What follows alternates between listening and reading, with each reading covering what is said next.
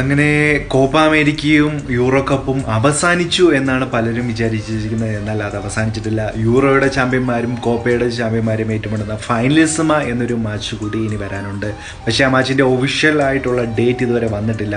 ചില മാധ്യമങ്ങൾ റിപ്പോർട്ട് ചെയ്യുന്നത് 2025 ജൂണിലോ ജൂലൈയിലോ ഇനി നടക്കുള്ളൂ എന്നാണ് അറിയാൻ കഴിഞ്ഞത്. പക്ഷേ ഒഫീഷ്യലായിട്ടുള്ള ഡേറ്റ് വരാത്തതിനാൽ അതിന് മുമ്പും നടക്കാൻ സാധ്യതയുണ്ട്. ചിലപ്പോൾ അടുത്ത മാസം നടക്കാനും സാധ്യതയുണ്ട്. പക്ഷേ ഇതൊരു ഒഫീഷ്യലായിട്ടുള്ള ഡേറ്റ് വന്നിട്ടില്ല.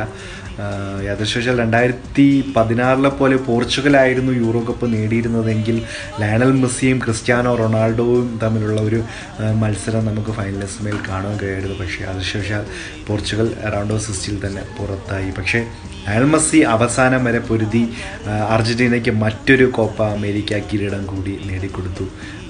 ഈ എനിക്കൊരു ഓർമ്മ വരുന്നത് 2016 ക്രിസ്ത്യാനോയ്ക്ക് കാലിന് പരിക്കേറ്റ്